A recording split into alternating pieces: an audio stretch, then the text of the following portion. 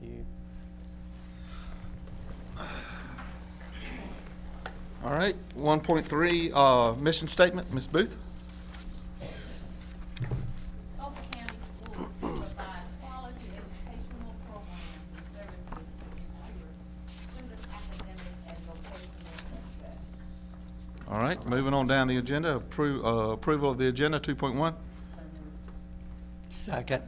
I got a motion and a second. All in favor, say aye. Aye. All opposed? All right, we got the minutes that are attached with the corrections from, that was asked to attach. I think they're all there. We got 2 sets of minutes. Yes, 2 sets. Yeah. There's 2 sets of minutes. And because we kicked the other one back to this month to put the corrections Right. and the additions. So I'll take a motion to approval. So moved. Second. All in favor, say aye. Aye. All opposed? All right, 4.1. Oh, whoa, let me back up a bit. I almost forgot. On the last minutes, where it says, item 8, where it says board member Charles Hickman, or Hickman, whatever, and Which art? said I would be, A big achievement. mailing the stuff out. And I remember that night, that was what we said that night, probably. But that's not what really happened. I remember, Dr. Cheeseman. that's right. I'd forgotten to get your chairman's signature that night, and I called you the next morning, and you said that Dr. Cheeseman would be sending it out. Yeah, I signed it that night. In his role as secretary. Well, I didn't mean to throw that at you, Dr. Cheeseman, but appreciate you doing it. I know there's Council of State or 10 addresses, and then any of those things I need to fill in, let me know, or if you need any addresses, or I know you got it covered probably, but if so, just let me know. And I appreciate picking that up. Thank you, Charles. But don't give me credit for it in the minutes. I didn't do it. Okay. 4.1, public comment. You want to go? Are you good, Amber? All right, we're gonna rail a little clip from WNCT first, and then we'll get right straight to public comment. Good, Amber. I don't know how, you have sound, it's not super loud, but.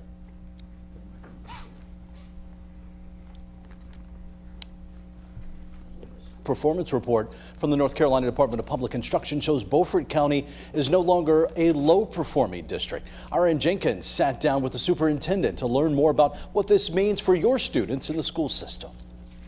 We're super excited to announce that our students performed at a level that shows that each one of our schools of elementary and middle school increased their school performance scores. Beaufort County Schools says they're excited to be back on the right track. We have Euglena, Paramecium. Before the pandemic, they had 0 low-performing schools. The 2022-23 school year showed 7 schools in Beaufort County were not meeting expectations. That put them in a low-performance status as a district. What number, Vaughn? Last school year, though, for the 2023-24 school year, the county saw huge growth. 9 of our 12 schools either met or exceeded growth. Chacaway Middle School and Northeast both came out of low performance. Our elementary schools, in terms of their school performance scores, are increasing. We had 3 schools actually hit a 7-point jump overall. These numbers are all based on student test scores. Counterclockwise, they're the same. This is typically looking at mathematics, English language arts, science. This achievement means students are better prepared for what comes next, no matter the grade level. What we typically look at in a pre-K through 12 system is how do we prepare students for life after high school, either for enrollment, enlistment, employment, whatever it might be. Do they have the skill sets to be able to move on? And so those skill sets are so essential at younger grade levels in order to really gain success moving into the upper grade levels. Superintendent Dr. Matthew Cheeseman says this growth is a testament to the hard work by everyone in their schools, especially the teachers in the classrooms. I think these scores are representative that we've grown a culture inside of our district, that our employees, our educators, our staff, our support staff, our administrators embrace children from the moment they get on the bus, the moment they come into our schools, to the moment that they step out. We're going to keep that momentum of making sure that kids come to a really great learning environment. School leaders say the success also takes your help at home. Continue to read with them, ask them what they know, what they're doing, check for their understanding. But the biggest thing, especially in a low-performing school, is to make sure students are there every single day. In Beaufort County, Aaron Jenkins, 9 on your side.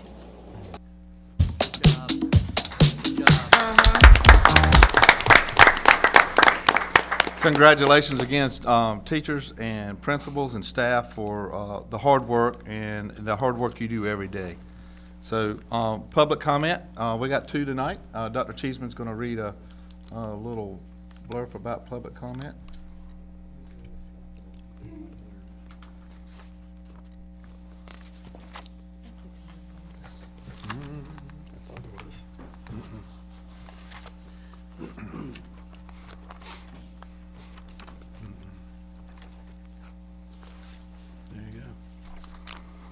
Welcome to the Beaufort County Board of Education meeting. Your presence is welcomed and encouraged by the board. We invite comments during the public comment section of the board meeting. This time is set aside for the board to hear comments on programs, policies, and procedures.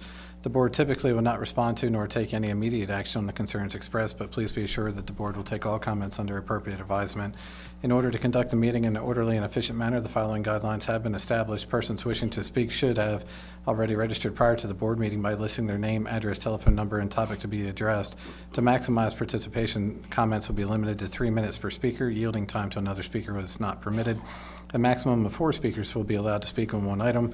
The chairman will invite speakers to the podium in the order in which they are registered. Comments must be issue-oriented. Complaints against any employee will not be heard in public session.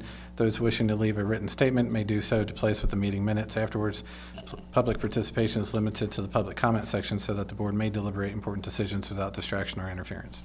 All right, first one on the list, Ray Leary, Facilities Planning. And Ray, if you want to leave that with us to put with the minutes, just hang. Good, Ray. Good. I wanted to address facilities planning tonight. We were delighted to hear last week that a proposed 386-unit residential development has been approved by the Washington City Council. This has tremendous implications for the Beaufort County school system. While it will be a few years before the development feeds more students into the school system, we should begin planning for that impact now. Therefore, the Better Government Committee is here tonight to ask that you consider the following: putting any changes to the current attendance area on hold until the impact of this potential development on the schools is factored in. 2, more importantly, we recommend that the focus of facilities planning be shifted from one school, Eastern, to a comprehensive assessment countywide. 3, that assessment should examine every facility to assess the needs countywide, and then a comprehensive countywide student assignment plan be developed before any major spending proceeds. Number 4, the study we envision would also include an educational assessment of the pros and cons of various grade configurations and the beneficial impacts for the students of the best feeder system at the elementary grade level. 5, again, this study should include educational, facility, and transportation planning. We suspect that such a comprehensive study will save as much, if not more money, than it will cost. Thank you. Thank you, Ray.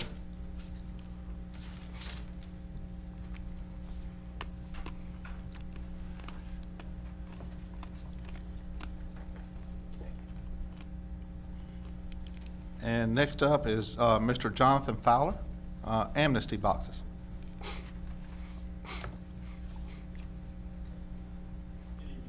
Good evening.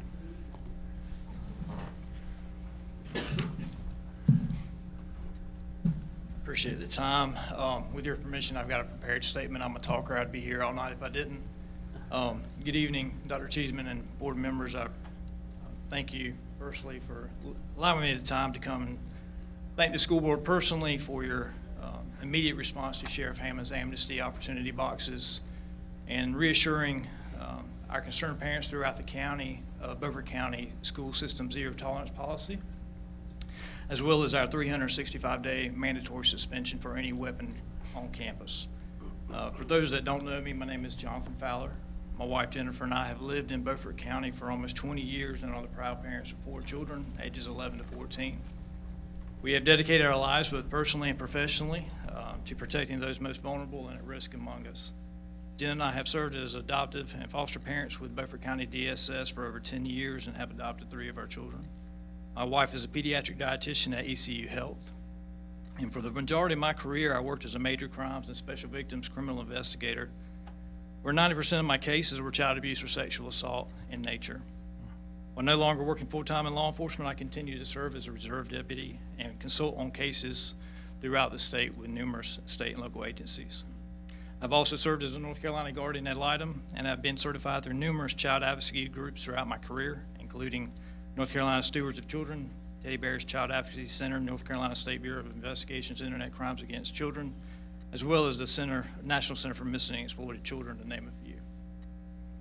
So I address the board this evening not only as a concerned parent, but as a professional that has made this my life's work.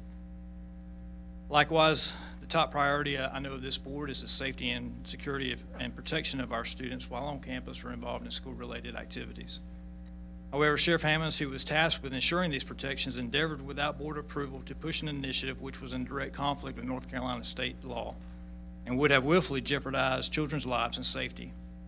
While Dr. Cheeseman has definitively stated this fact several times, Sheriff Hammonds has refused to publicly acknowledge the plain and simple matter of this law. There is no scenario involving a child bringing a firearm to school with any intent that does not put themselves, other students, faculty at risk. The negligence and lack of accountability in this matter are deeply concerning, not only to myself, but to our community. On the eve of open houses and sporting events across Beaufort County, concerned parents were calling, texting, and messaging each other in alarm over Sheriff Hammond's statements, taking away from the joy and excitement of these back-to-school activities. I believe Sheriff Hammonds owes Dr. Cheeseman, board members, and fellow parents an apology. Unfortunately, Sheriff Hammonds, like so many of our political leaders, when faced with an indefensible position, has chosen to personally attack those who have the fortitude to speak out against their policies or agenda, rather than take responsibility for them. Let me be abundantly clear, this is not a political or partisan issue, but simply one with common sense and the law.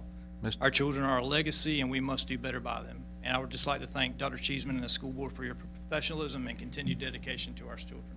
Thank you, Mr. Fowler. Thank you. Thank you. And I'll say again, this board made it clear many times, we don't have any appetite for a weapon on our campuses anywhere.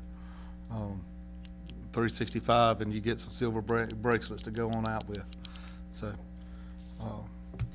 moving on down. Oh, right quick, Donald wanted a second. I was going to take a second too. I was pleased today to be able to go to Civics Day over at the Civic Center. At the Civic Center with Kelly Hopkins, our Teacher of the Year, the civics teachers from around the county. They gave out Declaration of Independence, Constitution to every student that came. How many kids were there total around? Ballpark me? 300. So 300 kids got to hear from elected officials from around the county, from a mock trial session, a little bit of everything. Very educational, very good questions, very good interaction between everybody from all the high schools in the county. So thank you to those that put it on, and thank you for the parents and the kids, and thank you to the donations that allowed the kids to go downtown to eat for $10. I hope they got a meal. So Donald wanted a second.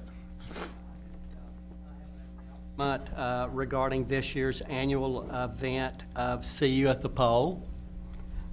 This is an annual event when students across the nation meet at their school's flagpole before school to lift up their friends, families, teachers, their school, and the nation to God.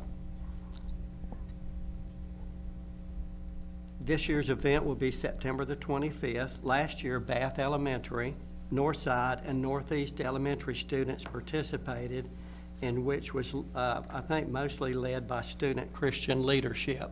I know, especially at Northside. And to my understanding, each of these schools were very well attended. I know I was at Northside, my wife was at Bath, and I think Patricia Garrison was at Northeast, and all schools were very well attended. Northside, it was, you know, the U at Northside, it was all the way around the flagpole. And I think there were some speakers there too, so it was a pretty attended event. I believe the schools have something planned again this year. And I would just say that I think it's usually at around 7 o'clock, of course, before the classes start.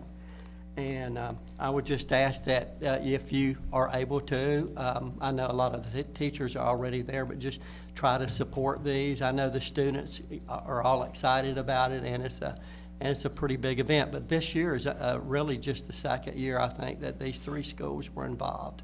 I know Northeast has done it for a while, because, Yeah. and I know Northside has too, because I've attended many through the Yeah. years. I weren't able to do it last year because I Yeah. was out of town. So if you can, please try to attend. Thank you. Thank you, Don.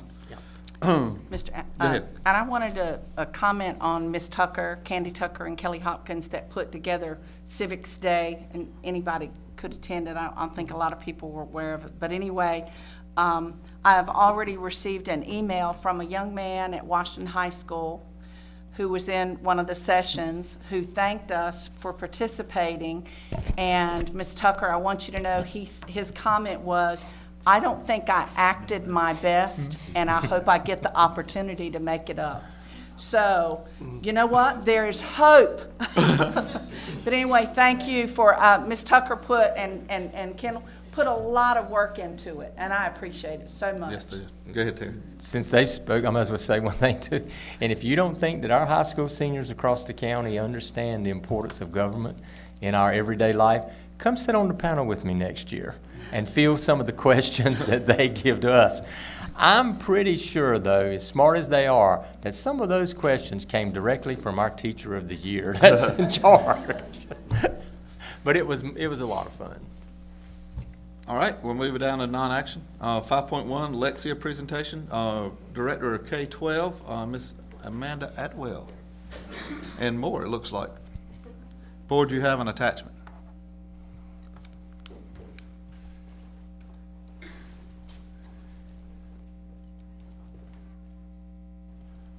Good evening. Good evening. Good evening. This evening I have Mrs. Silva from CPS with me, as well as Ms. Kalidas from Eastern. And we are coming to you tonight to ask for a one-year renewal for our Lexia program. We have Lexia Core 5 in K-5, and we have Power Up Literacy that we are using in grades 6-8. Lexia is a reading program that's been used in several of our schools for the last 4 years. Prior to that, it was at CPS for about the last 10 years, which Mrs. Silva will talk about in a few minutes. It provides reading instruction to students regardless of which level they're at, whether they're at risk, advanced, or if they're on grade level. And it teaches 6 areas of reading: phonics, vocabulary, structural analysis, fluency, comprehension, and chronological awareness. It is our district's main resource for reading intervention and is reported as such on our literacy intervention plan that we submit to the Department of Public Instruction every year. It uses an adaptive blended learning model to provide personalized reading instruction. So that allows teachers to help differentiate literacy instruction in the classroom regardless of ability. It provides great reports to teachers that include the student risk levels, proficiency predictors, and action plans for future instruction regardless of their level.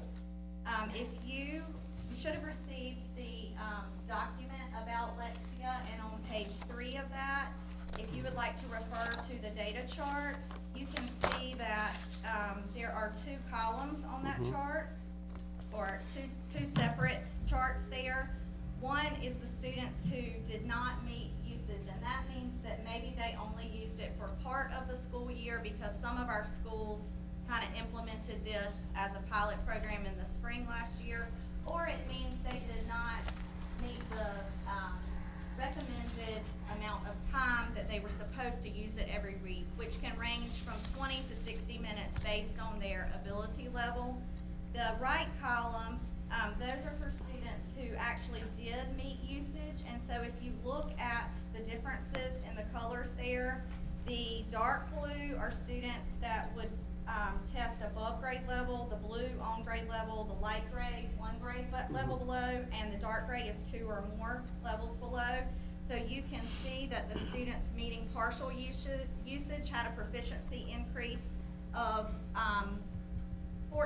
where they were 14% on grade level at the beginning of the year, they were 45% on grade level at the end of the year. The students who met usage with fidelity were 45% on grade level at the beginning of the year and 90% on or above grade level at the end of the year. So it is a very powerful program that we see a lot of great benefits from in our schools.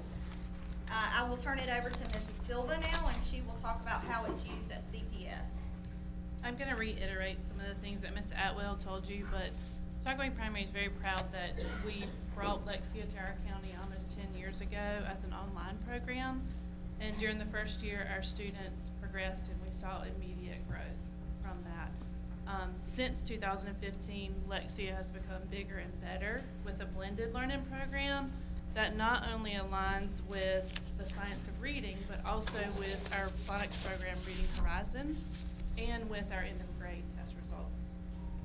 Lexia has a strong vocabulary and comprehension component that we use to foster our instruction, and it's been approved by the state on our literacy intervention plan to be used as an intervention in our classrooms.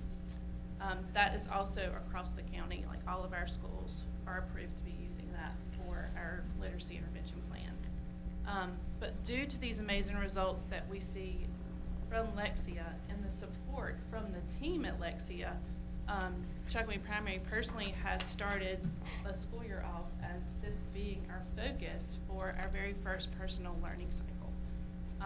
We believe in digging deep into the data and creating specific learning and proficiency goals for the school, the staff, and each individual student. So the Lexia team has also worked hand in hand with us so that we can provide professional development to our staff in order to see these positive results. And they offer that to all of the schools that have Lexia. It helps us really get down to what our specific needs are, and they help us focus on that. We have found Lexia to be an invaluable blended curriculum, and it really ensures that individualized instruction is happening and builds solid independent readers. At Eastern, I had the opportunity to use Lexia for 4 years in the classroom. And I have found as a classroom teacher that it really supported our core phonics instruction, Reading Horizons. One story that always comes to mind for me was a success story with one of my students. She was an ESL student that I had last year who predominantly spoke Spanish in the home. And I remember in the middle of one of my Reading Horizons core lessons, she looked at me and said, "Miss Kalidas, I learned this last week on Lexia at home." And for me, that was an aha moment. Wow, these both are aligning. The students are taking what they're learning, they're previewing it, they're getting prior knowledge and taking that to my lessons in the classroom. And I found some other students doing the same thing throughout the year. Some of my scores really represent that. At the beginning of the year, I had 67% proficient on my phonics, and at the end of the year, I finished with 87% proficient of my classroom that finished with their phonics scores. It's not all just an online piece. As Ms. Atwell said, it provides interventions, and as a classroom teacher, it provides our students to be broken up based upon their needs, and as teachers, we're able to go in, get those interventions, print them off, and provide face-to-face interventions with those students to help them bridge those gaps and to help them get that missing piece that they need. And also there's components online that we use at Eastern that's able to send home, and they're skill builders, and it's allowing those parents to provide support that we can also do in class, so it helps bridge the at-home and school piece too. The number one, this is a non-action item tonight, and thank you, ladies, for the great presentation. I have a And question. Don's got a question. Ms. Atwell, the students who don't or did not meet usage in Lexia, what kind of support are we giving them? I know, sometimes they don't meet usage, and when that happens, exactly what do we do about getting them, to where they need to be? Yeah, well, most of the students who did not meet usage in that chart are because they did not start it at the beginning of the year. So when they calculate meet usage, they meet from the beginning of the year to the end of the year. So if they were not enrolled in the program the entire year, they're naturally not meeting usage, right? Yeah. But it really depends what school they're at and what exactly they're doing during their intervention time.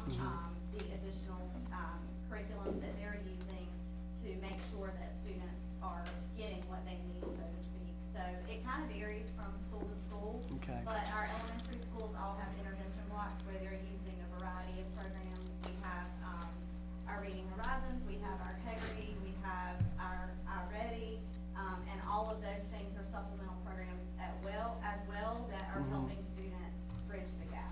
Okay, This is, however, our primary intervention curriculum. okay. Thank you. Gary? How much time generally each week will the students spend? I know it's going to vary, but what kind of a range of time do they spend each week on this program? It's kind of an individualized program, so it's gonna vary based on need. So your students that are above grade level could do anywhere from 20 minutes to 30 minutes, to whereas if they are struggling readers and are having more difficulty, it could be 45 minutes. Okay. So it kind of meets the kid where they're at. It does. It individualizes and projects the amount of needed time based on where the student is performing. And also time is a big piece to that, but so are the units. And that's something like we worked with them this year to focus on really drawing our attention to how many units they're getting and being successful with, and how long it's taking them to complete the units. So it will depend on how many units a student needs in order to be on grade level. And this just goes to the 5th grade, correct?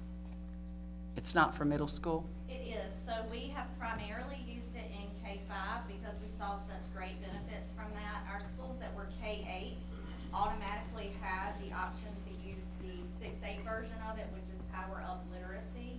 The new quote includes the 6-8 version for CMS and PS Jones. CMS formerly only had it for their 5th grade students. They were the only school that was the case for. Right. But this particular quote offers the program to all of our K-8 students. So our K-5 have the 4-5 and our 6-8 have the Power Up. Well, with the growth across the county, I think there's no denying its success. Mr. Draper? You had mentioned earlier about students maybe this was on the not meeting usage, wouldn't have started at the beginning of the year. What reasonings have we found for that to be happening? Well, if you have a student that enrolls late in the year, obviously they're included in that, but it was primarily because our schools this includes the Power Up data, and we had schools that were not utilizing that 6-8 portion at the beginning of the year that started utilizing that in the spring. So they're factored in there, and they were not on the program all year long. So that's why this year we wanted to start with K-8 students using the program. Good. All right. Terry? Go ahead. As far as the material in Lexia that's being used in the modules, segments, whatever, what kind of review, or is there any review, or what is the process? Is the material reviewed at all by anybody local? The material was reviewed last spring after we discovered a need to review, and it's my understanding that we have reviewed every piece of literature, and we were able to turn off access to anything that may have been controversial. Okay, great. We're That committed answers. with us in order to do that. I will say that this particular company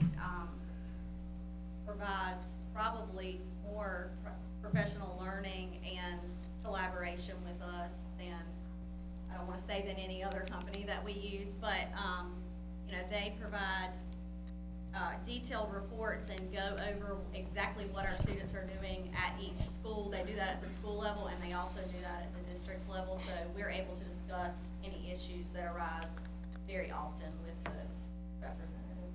At the school level, we meet with them 3 times a year and kind of have a pulse check and see where we're at and where we need to go, and then how they can help us meet our goals. This contract runs from November through, December through November of 2025. What was the thinking on putting this as a non-action item? Because Lexia is a no-brainer. Some board members in the past have asked for more time to review it. Well, Terry, Okay. I have an appointment next Wednesday to see it in action, so I would Okay, like that's to fine. see it. Okay, that's fine. All right. Yeah. Since we have some of the teachers here, I know this is used in individual segments so that it can be measured in any number of ways. Just for information purposes, what's being done to encourage the kids to, it used to be go to the library and get a book and go through the whole book, or reading the, you know, whether it would be the classics or anything else. That may be a little bit too far advanced, but you see what I mean. What's being done to encourage kids to move on to learning to enjoy reading on their own? I mean, outside of the program. Right. I know for us, like, we have this program that a lot of it's online or in small individual groups, but then we also have another program that we use that's Renaissance Learning with Accelerated Reader, and our kids are going back and forth to the library every day to take actual books home and still have that enjoyment of opening up a book. And they take 2 home a night, and back, and they have a little test that they take. That's great. That's great. All right. Thank you, mate. Thank you, mate. Thank y'all. Okay. 5.2, Washington Elementary School update, Dr. Cheeseman. I will kick it off right quick, though. Last Thursday, we had a very productive meeting in this room with the community. A lot of questions answered, a lot of questions asked. Jimmy Height was on site to ask the answer up the little questions that were done. But very productive meeting, and I encourage everybody to attend as we keep moving through. Cheese? Sure. Amber has put on display an overhead shot, and so what I'm excited to announce today is progress of one piece that we needed some help with. So on July 10th, we held a progress monitoring meeting here, and in attendance at that meeting was Mr. Height, who did in fact show us initial designs and brought to our attention that we had some land that we might need to look at that may not necessarily be ours, after discovering almost 50 years later that in fact a small snippet of land actually belonged to Washington City. So through that, I'm delighted to say that in attendance that day, Mayor Sadler, but also City Manager Jonathan Russell were present.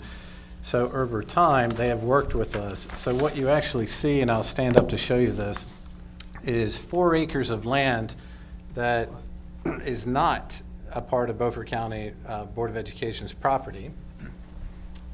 And so it would be exactly where that retention pond would be. And specifically, the city manager, Jonathan Russell, along with Mayor Sadler, have been working with, obviously, our team to decide how we could acquire those 4 acres of land. Notice the building doesn't sit on that 4 acres of land. It's solely for water retention and water removal from the property. And to that point, the city of Washington did not want the Board of Education to have to pay cash for that land. And so, in short, we have discussed an exchange for that 4 acres of land for Kugler Field. Well, as you know, the Kugler family deeded Kugler Field to the Board of Education in 1923. And so that's been a long time in terms of how their heirs have wanted that field to be used. But I'm happy to say that at 4:38 today, I received a communication from the city manager, along with the city's attorney, that shows that they have come to a tentative agreement with the Kugler heirs all of them, including the newly developed family tree of every Kugler heir that you need to know.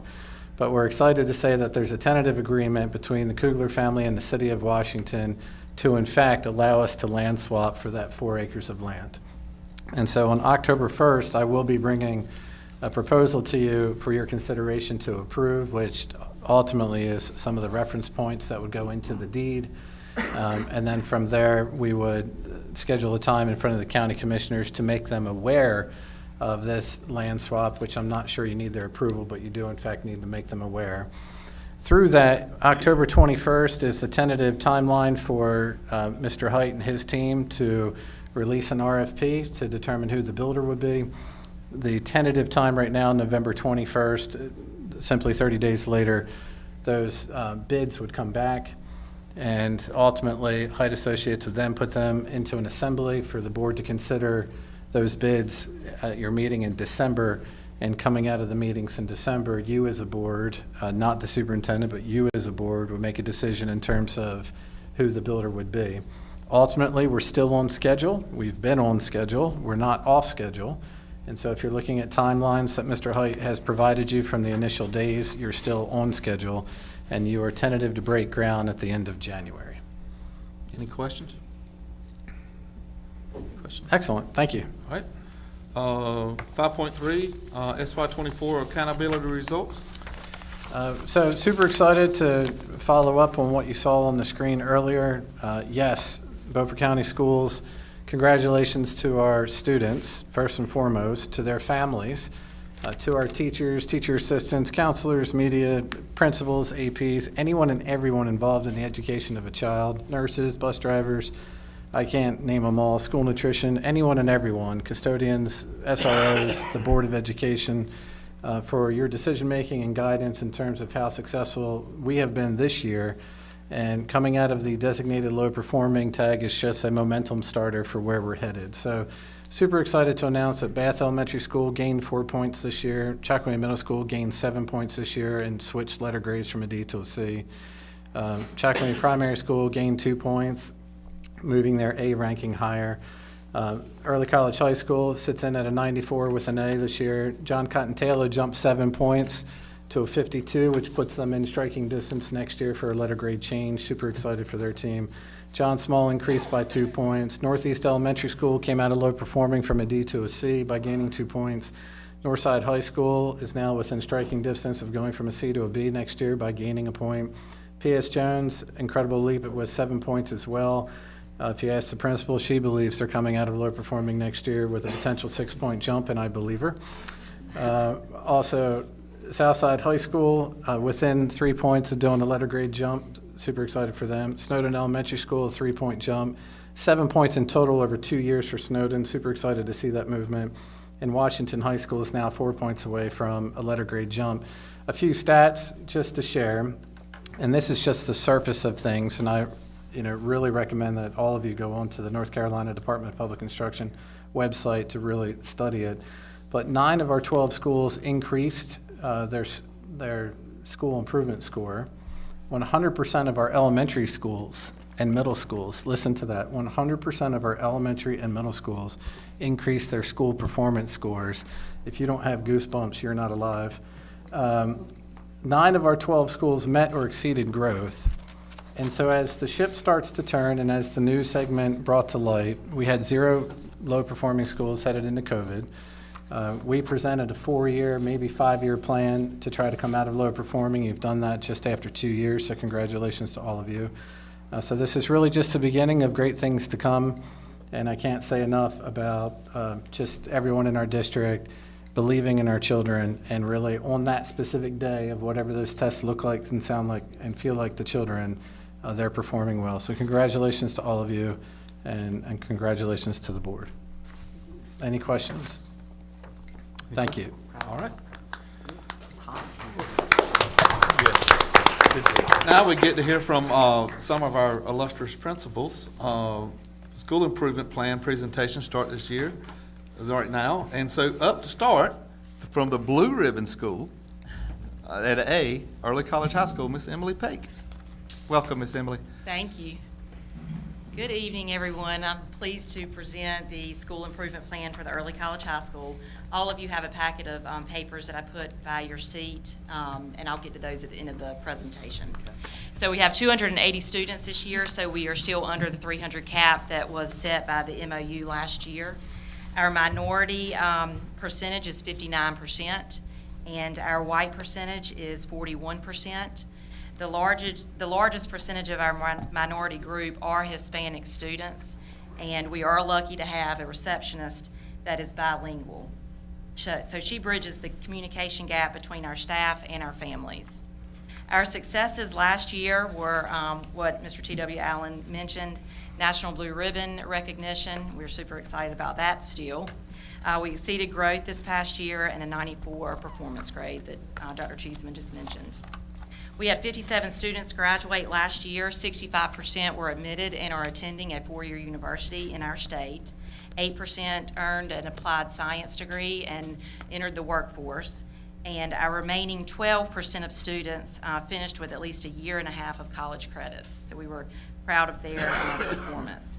Typically, we have about 55 or 60 students graduate from the early college, and this year should be our largest class with 72 projected to graduate. Wow.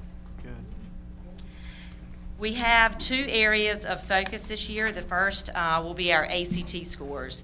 If you look at our accountability model, or our accountability statistics, our ACT scores are the lowest indicator in the calculation. So we had 73.1% of students meet the 19 composite score to be considered career and college ready.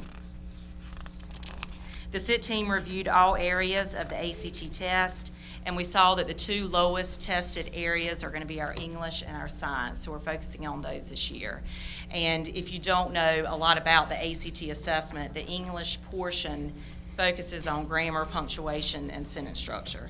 And this has always been a struggle for the students. And we start day one, ninth grade, trying to teach them those skills. So our English classes, science classes, and math classes will start the year with review questions and timed review questions so the students can get used to answering the questions in a timely manner. The second area of focus is educating parents and students about post-secondary options. And this leads me to the packet that I gave you. Most parents, and those of you that have or had kids in school or have kids or grandkids, most parents only see the report card or the progress report. They never get the transcript. And that's one of the most important documents for our high school students. So one of our initiatives this year is to bring in all parents. We have an open house Tuesday of next week for our 10th and 11th grade students and their parents. And every parent will receive a copy of their child's high school transcript and their college transcript and their pre-ACT score. We have a little sticker that we put on the transcript. And then they're going to get the packet of information that I put in front of you. The first page is comparing the pre-ACT and the ACT and the difference. A lot of the parents, even the students, do not know what is tested and how long they have to complete each section. So we've added the dates that we're going to administer those assessments and then also the differences between the pre-ACT and the ACT. If you flip over to the next page, the parents will receive this copy of the freshman admission requirements for the United States, or for the UNC school system. And this shows every public university, the application fee, the average scores that they look at, that they want from students, average SAT, ACT, so you can find your favorite school and look at the data there. Deadlines for applications. And so this is a source that the parents have, and the last page in that packet is just the glossary of terms. We do have this in Spanish as well. We're hosting two sessions, one for English-speaking families, and then the second will be for Spanish-speaking families. The next page shows the NC Public Universities again. This is unweighted GPA, mid-range for ACT, but if you flip over, you're going to see the private schools. We have a lot of students in our district that decide to go to private schools, so they need to see what the requirements are for those as well. And then not all of our students are going to go to college, and we know that, and that is fine. We want to help them succeed and do whatever they want to do in life. So the very last form that we'll share with parents is the CTE pathways that the students at the community college can enter. You'll see the CTE pathways, the information kind of describing what the pathway looks like, average credits that the students will need while they're an early college high school student, and then the median local salary. And what's even more important for me and for the county is all the local businesses that if they get this applied science degree, they can take this and then apply for positions, you know, in local businesses here in the county. So that's what we'll finish our parent night with. And so we're looking forward to working with the parents. We're going to do 9th graders in the spring because they do not have a GPA yet, and so we can't give them the high school transcript. But we hope this is helpful for the parents and the families and getting students where they need to go. So those are our focuses this year. Dr. Paik, number one, I thank you for this packet. This is great. It's phenomenal. This is really good for educating parents and kids. And Charles and I were having a discussion before the meeting, and I think most everybody in the room, money motivates people, and when they see dollars that they can go make, that motivates people. So hopefully that'll motivate them to go get a job and go get an education in one of those pieces. Anybody at the board got any more for Dr. Paik? Thank you for what you're doing.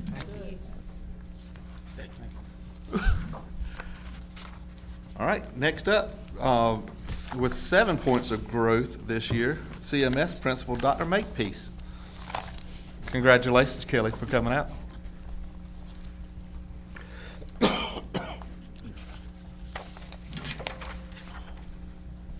All right, good evening. Yeah, I wrote a script, and I hate reading from a script, but I really could talk about the excitement and momentum at CMS like all night, and I was given a time limit, so I wrote it, so here's your summary.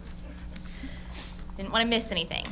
All right, CMS serves 5th through 8th grade and has a current enrollment of approximately 380 students and a staff of 52. We're a designated Title I school with a poverty rate of 69.6%. Being a rural school with a high poverty rate, we have made it our mission to provide as many opportunities as possible to grow our students, not just academically, but socially and emotionally, with skill sets that will set them up for success in high school and beyond. CMS provides many extracurricular activities, including sports such as football, volleyball, cheerleading, girls and boys basketball, baseball, softball, wrestling, golf, and last year we added cross country. We provide many clubs and organizations, including house committees, which lead service projects and tutoring to other students. Tech Tribe, our students actually fix our computers, which is incredible. When we have any tech issues, we really just look to the tech team because the adults in the building don't know what to do. Pep Band, Battle of the Books, FCA, History Club, Math Club, and our theater program, which puts on 2 shows a year. These organizations not only provide an outlet for students to find success and grow their leadership, but also helps foster an environment in which students can connect with others who have similar interests and talents. We believe this confidence and sense of connection students have found has been one of the leading factors to our success in the classroom. For the 2023-24 school year, CMS had a school achievement score of 60%, up from 53% in 2023 and 47% in 2022. This year's score designates us as a C school, bringing us out of low-performing status. We, however, did not meet growth. However, when we dig deeper into the data, which is what we have done ever since EVAS released everything, we met or exceeded growth in 60 of the 73 subgroup indicators measured in the accountability model. Furthermore, we met or exceeded growth in all subgroups in each content area in grades 6 through 8. Along with our strong academic focus, we have worked hard to build a culture of love and trust among our staff and students and have held tight to our core values, creating an environment with a positive, inclusive, and supportive culture. Due to this, over the past 2 years, our discipline referrals have decreased by 26%. Some of our school achievement highlights that I just want to share with you. We increased achievement growth and performance grades in all content areas and subgroups. Our overall performance grade increased by 7 points. Our reading performance grade increased by 9 points. Our math performance grade increased by 4 points. Math and reading overall performance grades went from a D to a C. Our science increased 9 percentage points from last year, going from 68% to 77% proficient. Our Black subgroup overall performance increased by 9 points. Our Hispanic overall performance increased by 11 points, went from a D to a C. Our economically disadvantaged subgroups overall performance increased 8 points, went from a D to a C. Our English language learner subgroups overall performance increased by 11 points, went from an F to a D. Our students with disability subgroups overall performance increased 12 points. And of the 5-8 schools across the state, there's 25. We rank number 3 in overall proficiency, number 4 in math, and number 5 in reading. Last year, we had a strong focus on literacy and integrating reading and writing in all subject areas and elective classes. We began with creating a culture of just being a reader. We just wanted the students to go to the library and check out a book, smell the pages. They hadn't held books in a long time. And the students really bought into that. The circulation quadrupled what it was the previous year.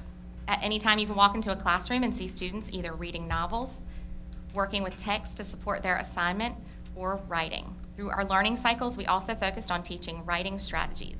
This was a school-wide initiative, and we began to see writing in every classroom, including math. It really was incredible to see students in math class writing to explain how they solved the problem and why the answer was correct. These strategies, along with a heavy emphasis on vocabulary, helped grow our reading scores tremendously over the past year. We will maintain this momentum and continue to foster our literacy focus this year. However, we are adding math as an area to focus on this year. We have begun the same way as we did last year, creating an environment that promotes math as fun and helping students build a math mindset. We've started Math Mondays with brain teasers that even have teachers having fun with the trivia. This has already created a way to look at math differently while promoting problem solving and critical thinking skills needed to be successful in the real world. Just like our focus in reading, all classes will be expected to integrate math into their content. It's not hard when done intentionally, and students will begin to see math with relevance and applicable in everything they do, rather than in isolation in math class once a day. We feel that by building this culture and perspective in math, that we'll be able to break down the wall that serves as a barrier to many students when it comes to higher level math. Another goal this year at CMS is to identify students in real time and provide individual supports as needed. Teachers, support staff, and admin will utilize a data tracking system to flag students who fall into the at-risk categories in academics, attendance, or behavior. We will utilize research-based interventions in class and in small tutoring groups. Partnering with parents will be essential in this initiative.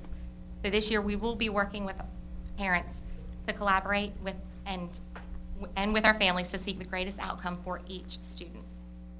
CMS will continue the implementation of positive behavior and intervention supports based on the Ron Clark House system. We have established staff, house leaders, and student house ambassadors in all grades that provide a voice for our students and help make critical decisions for continued implementation.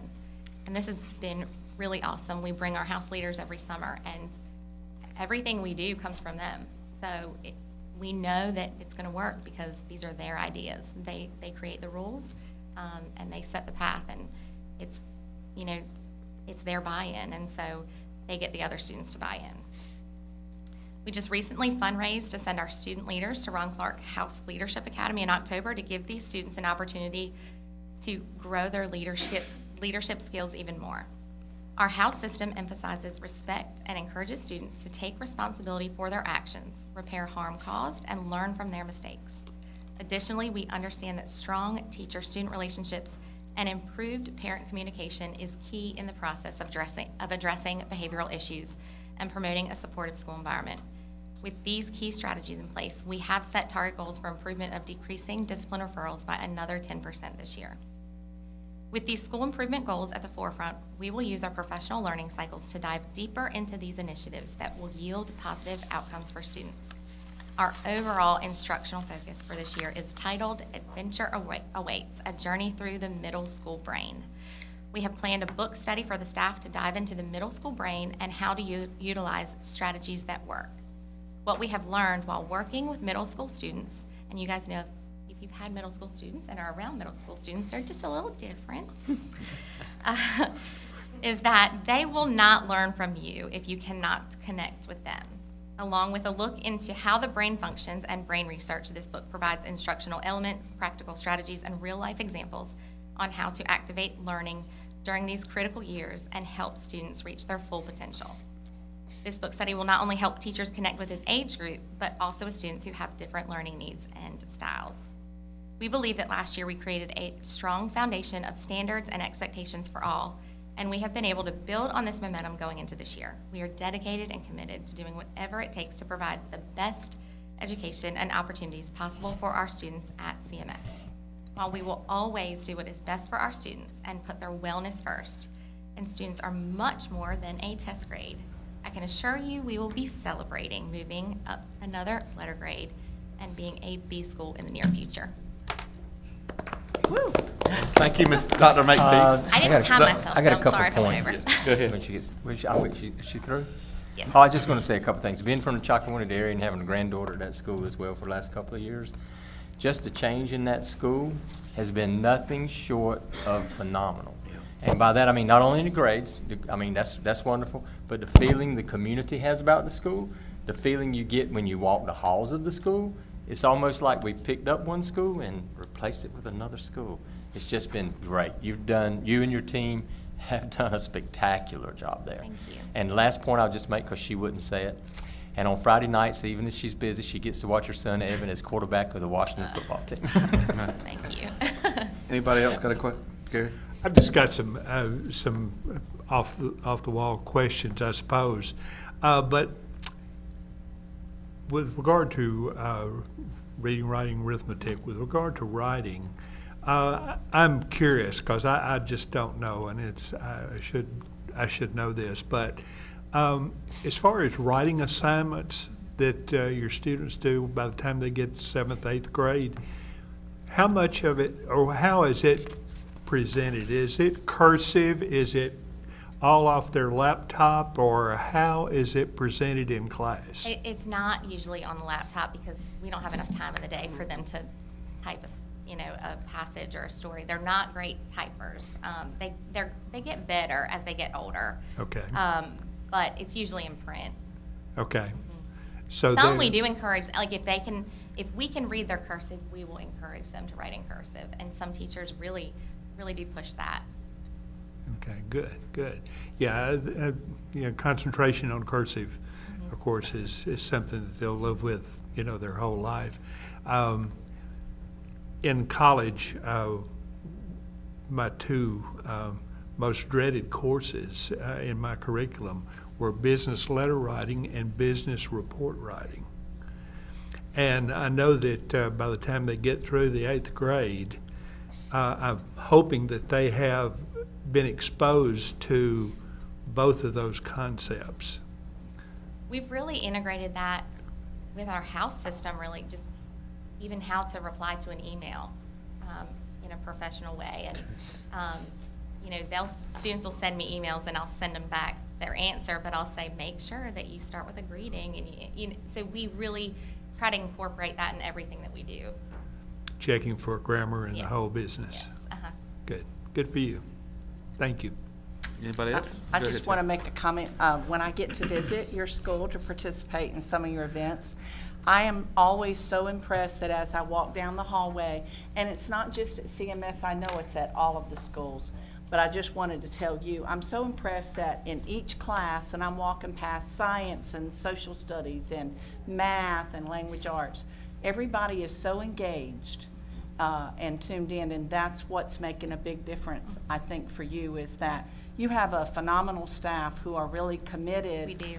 to your goals, and thank you for everything y'all are doing. Well, I thank love you. visiting.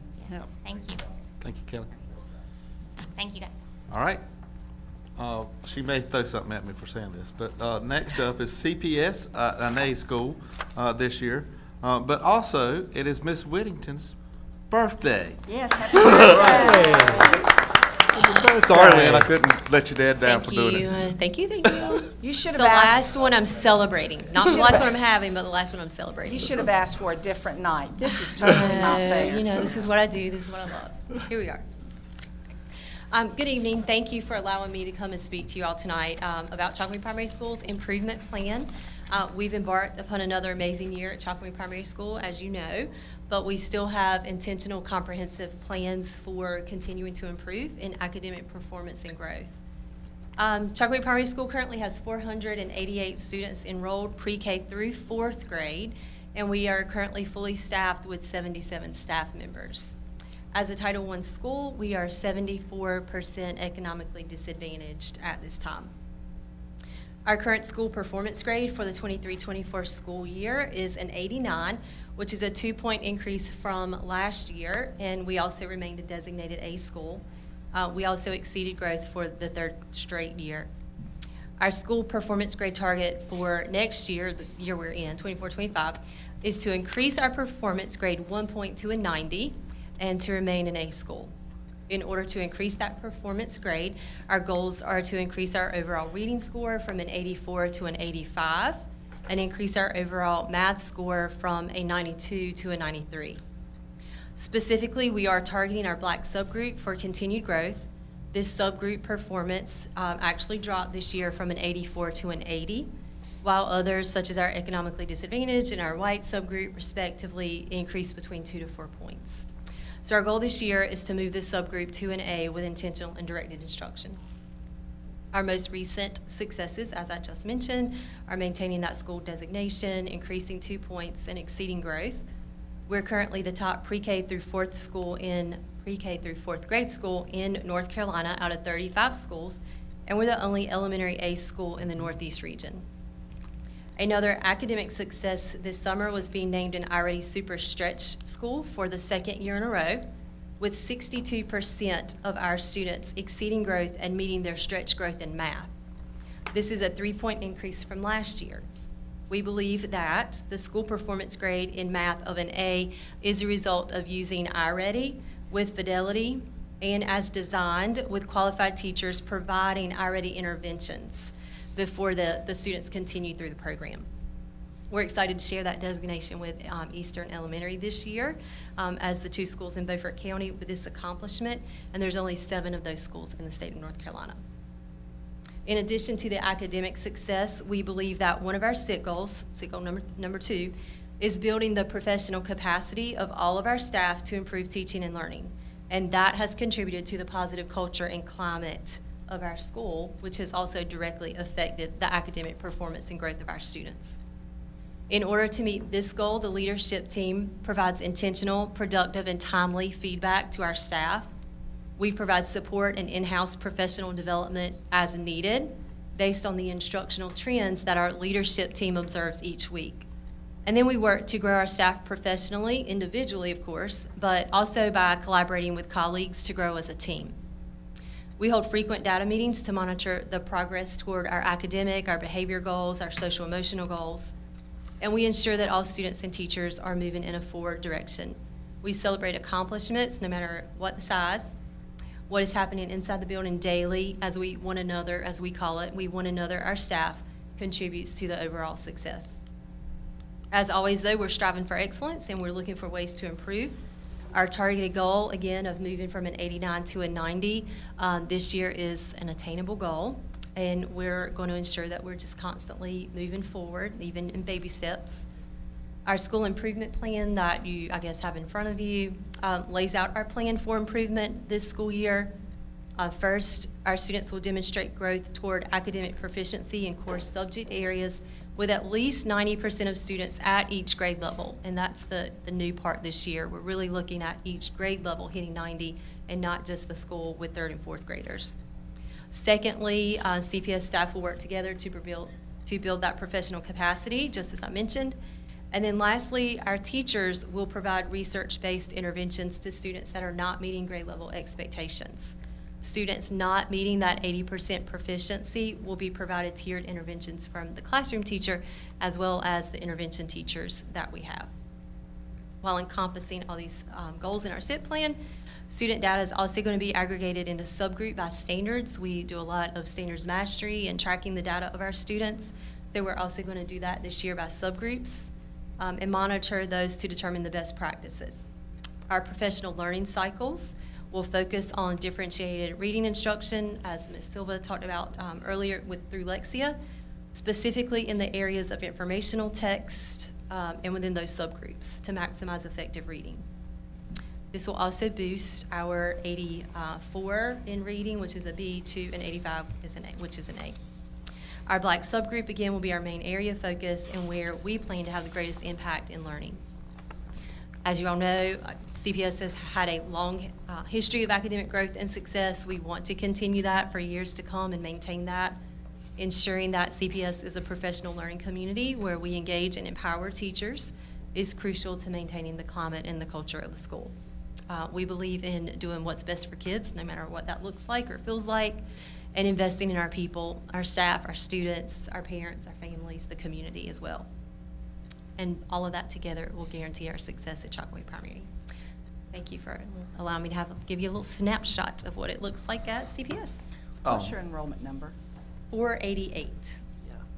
488. Lynn, I wanted to start off by saying I ran into some of your teachers the other night at dinner, and I guess they recognized me from where we are, but they were crunching data at dinner, and I'm like, so your excitement of crunching data and running numbers is running rampant in that building. Well, so you have to know where you are to determine where you want to be. That's right. So that's exactly what they said. So thank you for your leadership, and thank you for what you've done. Thank you. Don? Lynn, remember Charles and I went through your school last year. I think there was a program that we were looking at, and your team was awesome. The excitement, it was just phenomenal. So good job. Appreciate that. If you ever get a chance to be there when they're spinning the wheel, when I was there a couple weeks ago to read, and Lynn said, Miss Carolyn, you might want to stay and watch them spin the wheel. I've never in my life seen kids so excited and fun. Thank you, because that's, you know, that when you're excited and you're having fun, you're also going to learn because you're excited to be there. You So want to learn, it's and they very want to be there. contagious. Yeah, It it's helps very with the contagious. attendance. Yeah. So thank you for everything. Thank you. Yep. Friday mornings at 8:15. Be there. No, I'll just say, we'll talk later about that 1-point goal. I was going to ask cheese about balls. that. Fix him. It's her Playing it birthday. safe. Was she Just playing stop. it safe? He's my employer. Thank you. Because it's her birthday, Thought I'd we'll let give you her know. a second. I'm your employer. Okay. Help me. Thank you, Lynn. All right, last and not least for the night, the principal of P.S. Jones Middle School, Miss Alicia Volsberg, with 7 points of growth this year, coming out rocking like a rock star. Yep. It is nice to hear everybody talking about how well they did. Our county has a lot to be excited about and a lot to be proud of, for sure. Absolutely. So congratulations to everybody. Okay, last but not least, at P.S. Jones, we serve between 650 and 700 middle school scholars. Our demographics are a balanced representation of Black, white, and Hispanic subgroups. We serve students that have many barriers in the home, as well as students who have more than enough resources to be successful. Last year being our first year as the administrative team at P.S. Jones, our goal was to cultivate a climate of trust, relationships, and pride among our students, staff, parents, and community partners. We reached this goal along with several other goals that we had set for ourselves. So let's talk about our strengths from last year. Our staff set a goal to grow 4 points on our school achievement score. However, we surpassed the growth of 4 points and grew a total of 7 points on our school report card, increasing our achievement score from a 42 to a 49. We also met growth for the first time since 2016 at P.S. Jones. Wow. 2016. I'm really excited about that. As our staff is very excited about that. Another success was the increased parental involvement seen at P.S. Jones this past school year. Parents joined social media groups, we had attendance We had great attendance at curriculum nights, as well as an increase in input on our parent survey, which was given in the spring of the year. We were also able to reestablish our PTO that is involved in our work at school, and it continues to thrive this school year. This school year, we're also doing a book study with our parents. Middle School Matters, and it's a book for parents, really. And so we gave them out, and I set up a Google Classroom that they joined, and we'll kind of give them some cheat notes on the book in case they don't read it, but it is a really good book. During the 22-23 school year, there were 1,613 office referrals. During the 23-24 school year, which was last year, we decreased that to 1,032 office referrals. This was a decrease of 30.6%. This was accomplished by implementing the Demon 11, the Ron Clark House system, and building relationships with our students and stakeholders, as well as visibility of the administrative team in the classrooms and common areas, and stakeholders being held to clear, high expectations. Another strength was the ability to gather community funds to send 15 of our staff members to the Ron Clark Academy. This provided our faculty a clear understanding of the administrative and school improvement team's vision. This opportunity provided our teachers with new engagement strategies and how to effectively utilize the strategies to enhance instruction for our students. We are extremely proud of our growth and strengths that I have discussed, and I have made more goals to continue, and we have made more goals to continue improving upon our practices. After completing 1 year and analyzing our data, we identified a large deficit in the reading ability of our students. According to iReady, 155 of our current 8th graders and 157 of our 7th graders read at 2 or more grade levels below. We will be below their expected, so we will be implementing Power Up, which you heard about earlier tonight, which is an ESSA-approved research-based reading program that will be used daily to increase student comprehension, word study, and grammar. And just so you're not confused, what you heard tonight was Lexia. Power Up is the middle school component of Lexia. And everything that Ms. Silva said, we did start, was it 10 years ago, Ms. Silva? When I was at CPS with Lexia, and it is a proven program that works very well. Power Up is just more aimed for a middle school mind.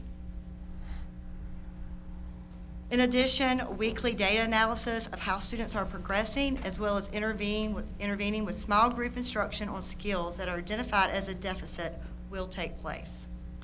This is our focus and will bring the greatest impact to our students in all academic areas and subgroups.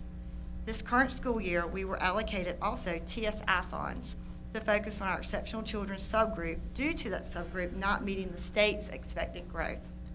However, for the past 2 years, the exceptional children subgroup did make gains. They just did not meet the state's set expectation. We are using a large portion of the funds to send more teachers to the Ron Clark Academy to learn the strategies to enhance engagement during instruction. We are looking forward to building capacity within our staff and scholars this school year and continue with the momentum that we were able to establish last year.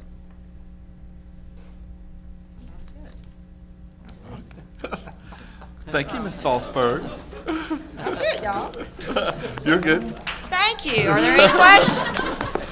Thank you, Ms. Falsburg. I think I need progressive lenses because when you wear readers and you look up, everybody's blurry.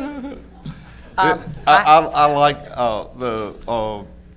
I ran into some of your teachers the other night too, and they were also looking at data too? They were talking about the data, and I said, "Look, I'm here for dinner. Let's go." But no, we talked, and they were all happy too. So Yeah, they should be. They've worked really hard. they worked really hard. I'm very proud of them. I want to make a couple of comments. Number one, you have, and this goes for everyone, I've just gotten to know your two admin, and y'all are really rocking it over there, and I appreciate it so much. I'm very blessed with the admin team that I have.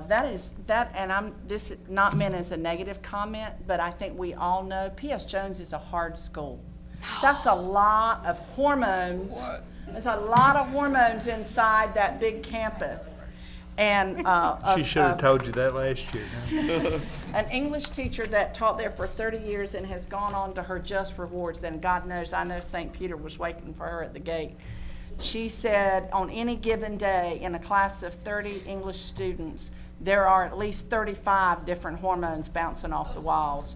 So I want to applaud you middle school principals, your staff, your admin teams, because I know it's hard. I know it's hard. My second comment is very similar to what I gave Dr. Makepeace, is that I've had the opportunity to visit your school a lot. I've called bingo. I have participated in the mock trials in the classroom. Absolutely outstanding. And I just, you have some kids that are destined to be attorneys because they did a phenomenal job. And they were arguing everything, much like they probably would their mom or dad, but they were doing a phenomenal job. So I just want to thank you and thank your two admin, because I know that is a huge campus. It used to be, I don't know about now, it used to be considered one of the largest middle schools east of Raleigh. And I know when my kids came through, it was the largest school middle school east of Raleigh. So I just thank you so much. We have small schools. Anybody else got any questions for Ms. Osberg? Great job. It's a wonderful school, such a difference in walking the halls of it now. Thank you. Thank you. Thank you. Thank you. All right, board, we're gonna move on down. We knocked 4 out tonight, so we're gonna go to action item. Should be an easy action item, I hope. We gotta have some delegates for, the upcoming school board association meeting, which, board, you should have had a gotten packet, and if you hadn't returned that to Ms. Apple tonight, please get that done. We need, 5 delegates? 4 delegates. 4 delegates. Individuals must be able to attend I the have a- delegates meeting on Monday, the 18th. Yep. I have a question. Ms. Booth brought it to my attention. On page 2 of this, Cindy, it says the 2023 conference. They got it all wrong. Have you But looked my on the website? question really is, as far as you know, that agenda is still probably accurate, It just is. 2024? Yes. Okay. They had it all wrong. I talked to Lisa, and she was like, yeah, they got it all back. Yeah, I'm, That was last year. yeah, Yeah. yeah. I just want to make sure it was going to be the same. But when you clicked on the link that they sent you, it was completely backwards. It was last Yeah, year's link, yeah, I saw not in this that. year. Yeah. Copy and paste. Yep. So we need 4 delegates that has to be able to attend Monday's delegate meeting.